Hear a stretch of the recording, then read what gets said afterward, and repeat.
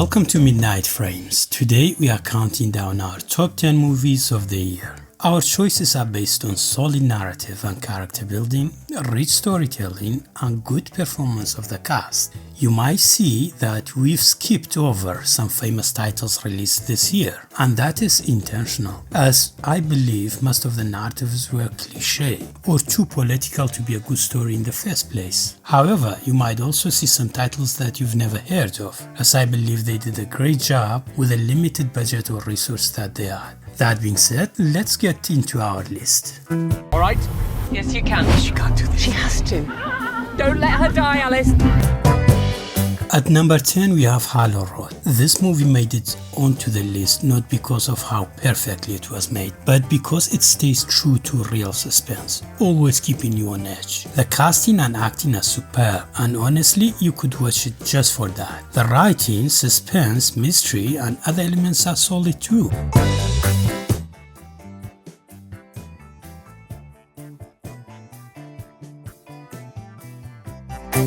Even though it does feel like things falter a bit towards the end. Still, it's far from a bad watch. The director, Babak Anvari, is still early in his career, but he's already shown real talent, with films like Under the Shadow, a Persian horror movie, and Wounds, his English debut. Given that this film is an indie production with what seems like a small budget, it manages to stay truly engaging throughout. I also love movies that rely on limited sets and scenery to highlight narrative and character building. This one is more similar to The Call or Searching in that regard.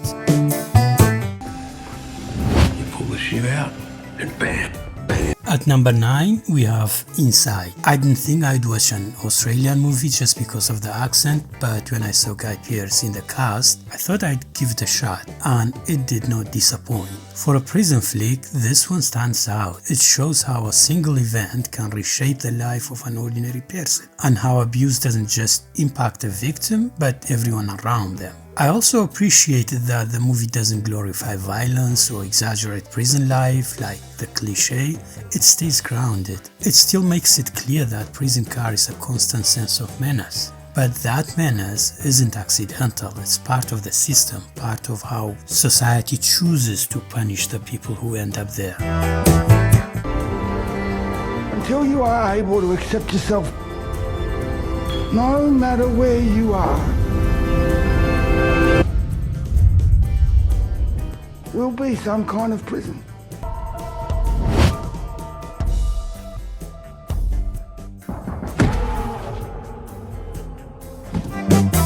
At number 8, we have Locked. If nothing else, there is Anthony Hopkins acting here, which is a huge bonus to any movie. This movie isn't ranked highly on most platforms, but I enjoyed it. Mainly because it's creative, suspenseful, and it carries a touch of mystery. You can tell the budget was limited, yet it still manages to do a lot with what it has.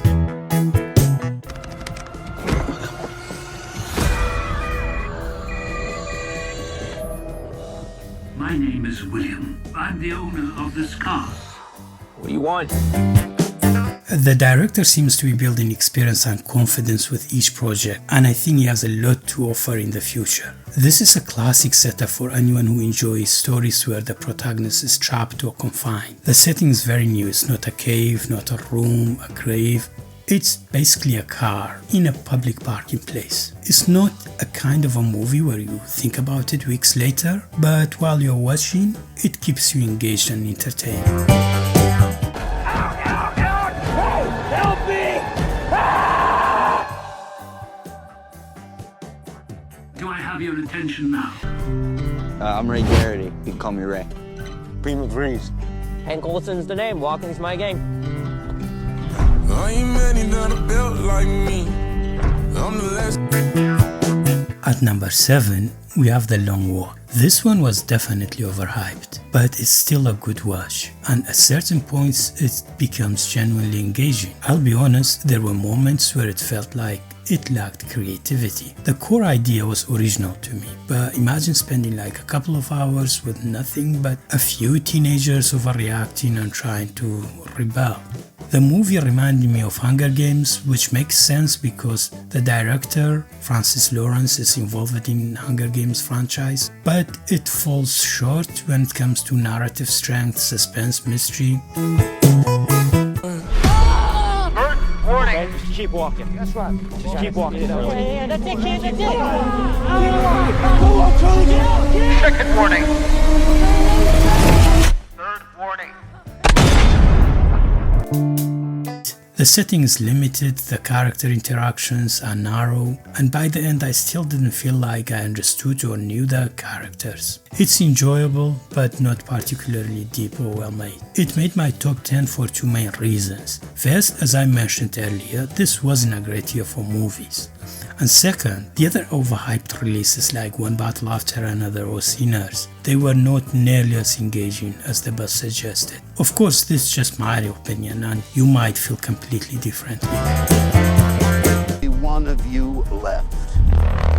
Who's ready to win?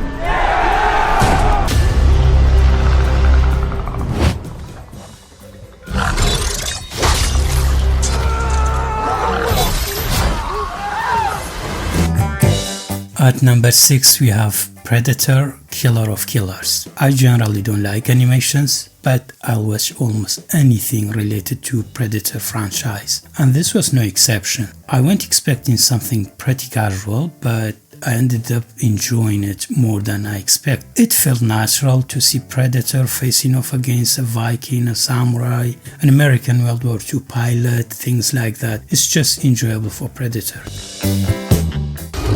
There's only one way to kill it. We must fight together. Usually, animated movies either impress a lot or disappoint completely, but this one felt different. More like a laid-back, straightforward movie rather than an exaggerated animation. Don't get me wrong, if you're not into the franchise Predator films, you might find it odd that this made it to the list. What happens if we survive?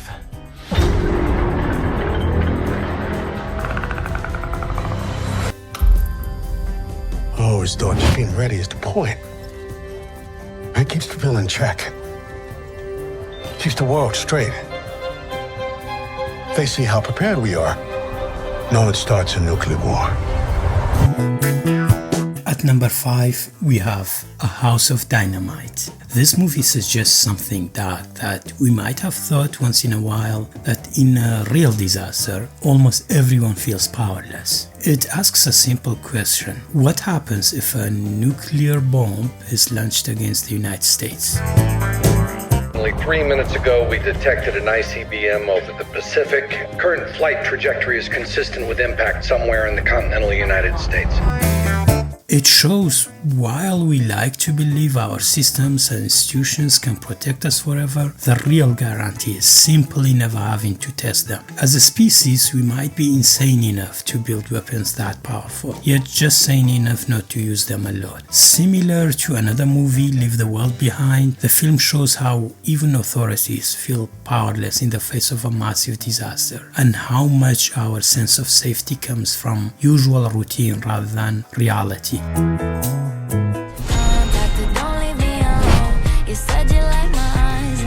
Hey. Hi. Sorry, I got a drink because I was nervous. I had a couple in the car on the way over.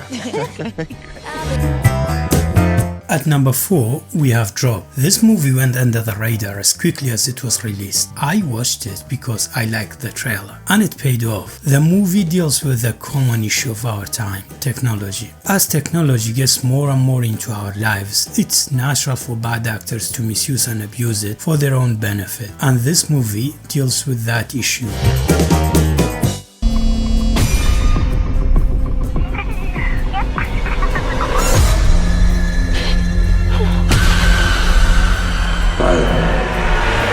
Violet, everything okay? You don't have to be a public figure or famous for technology to invade your life. Even an ordinary person can be thrown into chaos, and the movie captures that well. It plays out like a cat and mouse game, and I thought writing and acting were good. Christopher Landon, the director, seems to be early in his career, but he's already put out some impressive work. The story keeps you guessing. It has some unexpected twists and turns, and you'll keep guessing who might be behind the problem, and you might get it wrong. By the end, you can't really complain. 911, what's your emergency? You need help? Please.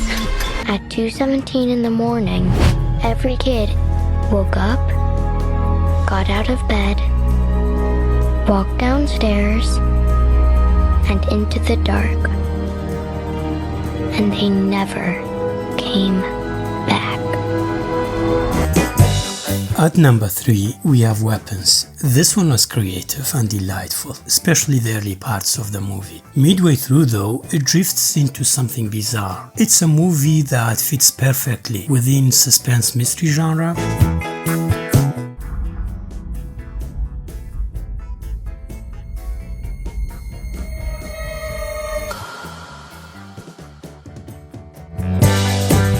It made onto my list for 3 main reasons. First, the director Zach Cregger clearly has a talent for bizarre, engaging storytelling. Another movie, Barbarian, was a proof of that. Second, the movie is daringly creative, core idea is smart, and both character work and narrative flow are strong. The third reason is Julia Garner. She's becoming an absolute gem of an actress. One of those performers you would watch a movie or series just because she's there acting.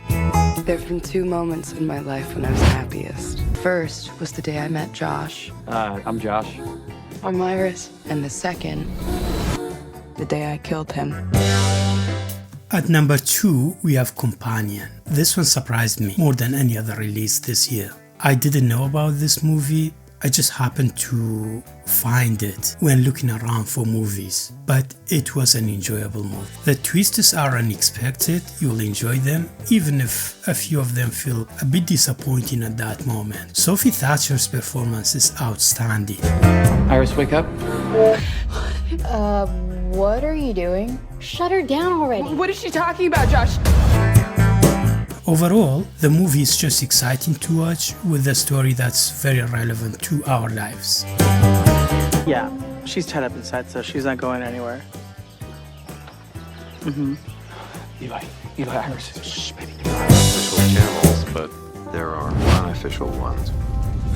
Who is he? And finally, at number 1, we have Relay, another one I stumbled upon by accident. The concept is very creative and the acting is superb. I've seen Riz Ahmed in comedies before, and he's great at that. But here, he delivers an exceptional performance. Lily James is also fantastic. There's hardly a weak performance in the cast. The story follows a solid, standard narrative, but it includes enough twists and turns to keep you guessing. There are a few moments towards the end where it feels like the movie falters a bit in terms of writing and acting, but overall, this is some of the best the year could offer. There's a van parked out front. I think they're watching. They may try to scare you. They may try to make a deal. This is the only deal. This is another indie film with limited budget and resources, yet it holds up remarkably well. The director is already established with some movies like Hell or High Water, Perfect Sense. This is another strong entry to his resume. Lately, I've noticed that overhyped movies often disappoint, like when there's a heavy marketing, often the result is not that. This movie is exactly the opposite. There wasn't much of marketing, but it held up quite well. For that, and for an exceptional story, acting, cinematography, I thought it was really just a very good movie, maybe the best of the year. Sometimes we have to walk away. Are you lonely? I recommend we keep communication to a minimum. Do you have the packages? Yes.